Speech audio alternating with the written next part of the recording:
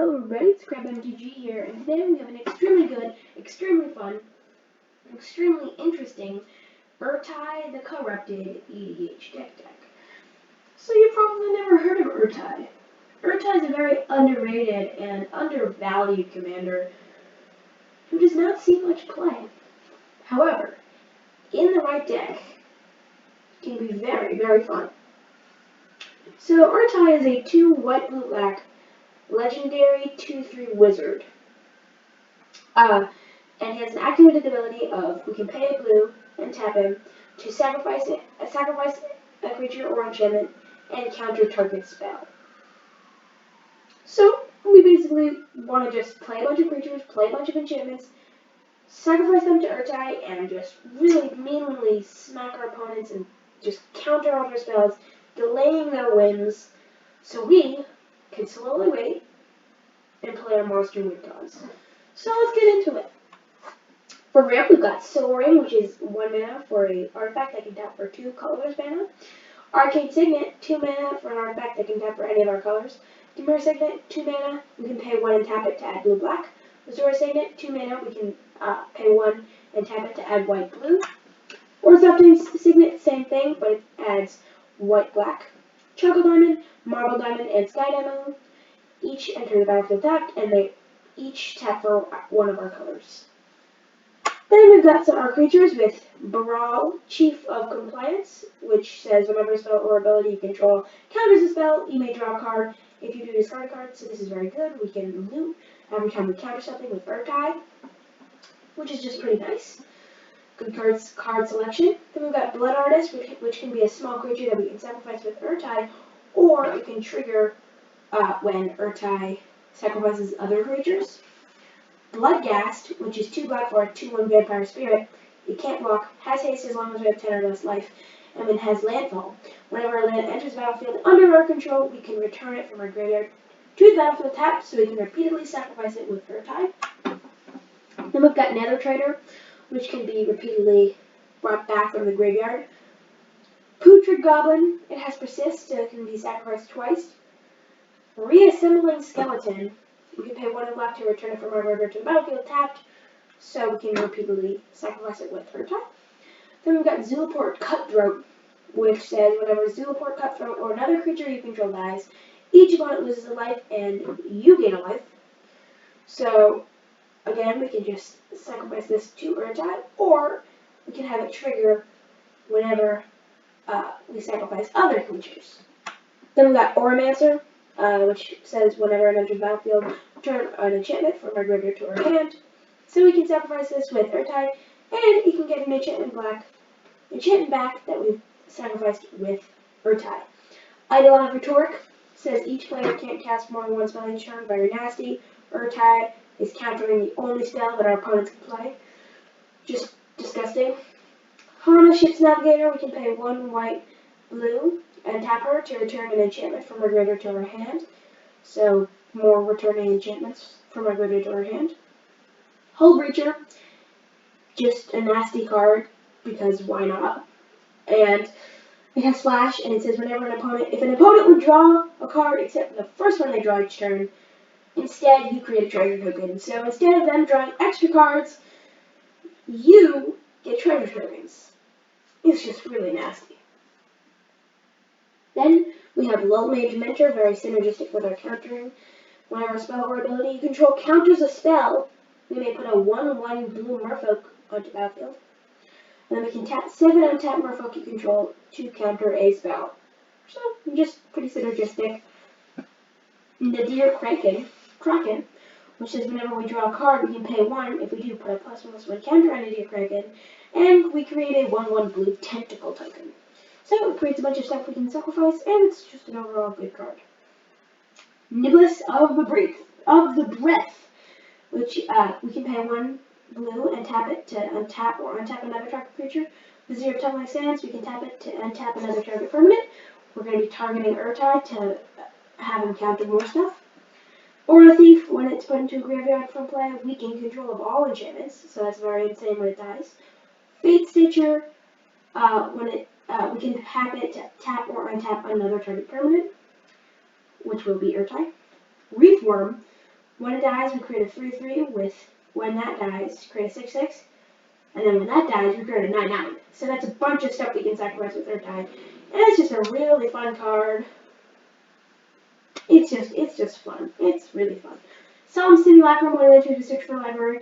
We search a library for a basic land and put it into play tapped. And also when it dies, we draw a card. So we can sacrifice it with Ertai to draw that card. And we get a land in play. Zorbi Enchanter, which says when it attacks, we may search our library for an enchantment card with converted mana cost 3 or less and put it on the battlefield. So we have a bunch of enchantments with converted mana cost 3 or less, and Zero has flying, so we can just hit our opponents, get our enchantments out, sacrifice them with Ertai, counter our opponent's spells, be annoying. Then we've got Consecrated Sphinx. Whenever an opponent draws a card, we draw 2 cards. A very nasty card, drawing us so many cards throughout the game. Guido. If a spell or ability you control would counter a spell, instead exile that spell, and you can cast that card without paying its mana cost. So whenever we counter something with Ertai, instead of countering it, we basically just gain control of it.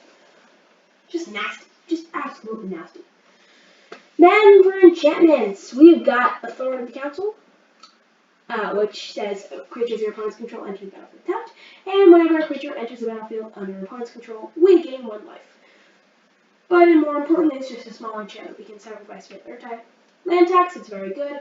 At the beginning of your upkeep, if an opponent controls more lands than you, search a library for 3 basic lands and put them into your hand. Again, a small enchantment we can sacrifice with Ertai. Phyrexian Reclamation, another small enchantment, and we can pay 1 of the black and pay 2 life to return a card that we sacrificed from our graveyard to our hand. Then we've got Telepathy. Your opponents play with their hands revealed, so we can see what we want to counter and what the good stuff is to counter, and it's a nice small enchantment. And also, we don't have to play revealed with our hands revealed, so that's nice. Or of Dominion, pay 1, tap an untapped creature you control to untap enchanted creature, which will be Ertai. So if we have other creatures, we can pay 1 mana and tap them to untap Ertai, so we can tap them again and more countering. Dreadful Invasion, at the beginning of your upkeep, you lose a life and amass 1.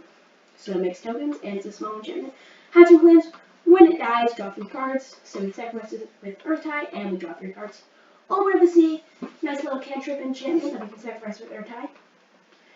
Arcane Laboratory, which is a 2 and a blue. Each player can't play more than 1 spell each turn. Again, very nasty. Does the same thing as that other enchantment creature card. Fast and Remembrance. Then we've got Freed from the Real. We can pay blue, tap an enchanted creature, and pay blue to untap enchanted creature. So we want to put this on Ertai, and then we can repeatedly untap him and tap him. Really good. Got Monastery Siege. When it enters, we choose cons or dragons. If we choose cons, at the end of our draw step, draw an additional card and discard a card. Dragons, spells your opponent's cast that target your opponent you control cost 2 more to cast. More importantly, it's just a nice solid enchantment. Penance Aura, you can pay blue to untap enchanted creature, pay blue to give enchanted creature flying until end of turn, and you can pay blue to give enchanted creature shroud until end of turn, and we can pay 1 generic mana to give creature +1/-1 or -1/+1. Very insane, does so many things that are good for the deck. He's just overall insane. Rhystic Study, good old Rhystic Study, whenever an opponent plays a spell, we draw a card unless that player plays 1, so it either taxes our opponents or draws us a bunch of cards. It's insane.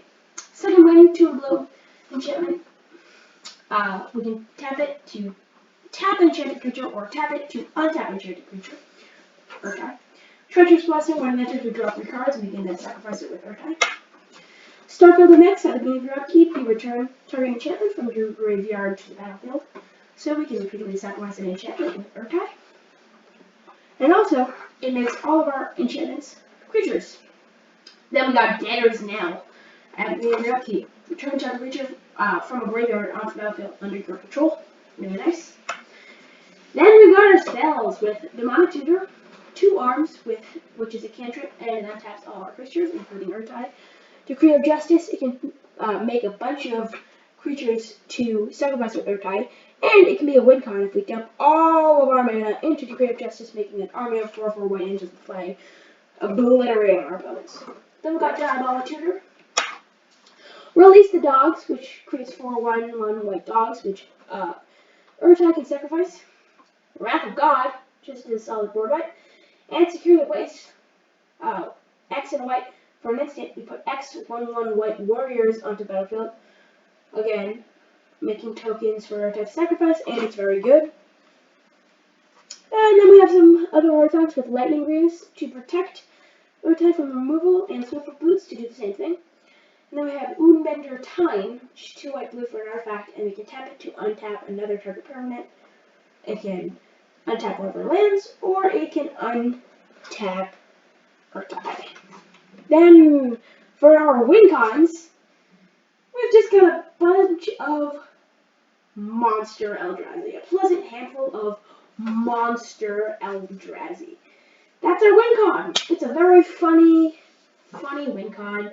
And, like, our opponents are annoyed, we're countering all their spells, and then all of a sudden, boom! We play Ulamog, and then they just die. They just concede. It's over. And then we have for our mana base, well, I should explain the Eldrazi Kozilek. When we cast him, we draw 4 cards, and it has Annihilator 4. When it attacks, the defending player sacrifices 4 permanents, and when it dies, we shuffle our graveyard into our library. We got Ulamog, the Ceaseless Hunger. When we cast him, exile 2 permanents, indestructible, and when he attacks, the defending player exiles the top 20 cards of their library. Emrakul, the Promised End, costs 1 less for each card type among cards in our graveyard.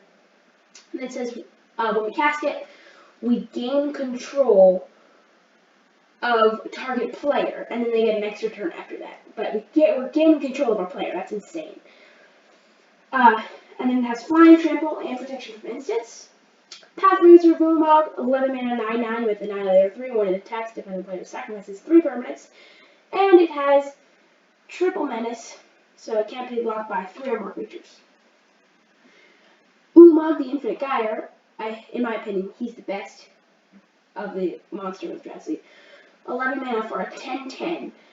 When we cast him, destroy target permanent, indestructible, Annihilator 4. When it attacks, defending player sacrifices 4 permanents. And when he dies, we shuffle our graveyard into our library. Really insane. Then for mana base, this mana base is a little expensive, and you can modify it to your choosing. So if you want to put Guild Gates, you can put Guild Gates, it's fine. These are just what I put in. Godless Shrine, it taps for white or black, and then if we wanted to enter untap, we pay 2 life. Hallowed Fountain is the same thing, but it taps for white or blue, and Water Wave is the same thing, but it taps for blue or black. Polluted Delta, we can pay 1 life and sacrifice it to search our library for an island or swamp, and put it into play tapped. So we've got 3 of our fetch lands. And Flooded Strand does the same thing, except it's for plains and islands. And Marshclass does the same thing, except it's for plains and swamps. Then we've got 7 plains, 8 swamps, and 14 islands. Don't forget to subscribe, like, share. Hope you enjoyed the video, and I will see you next time.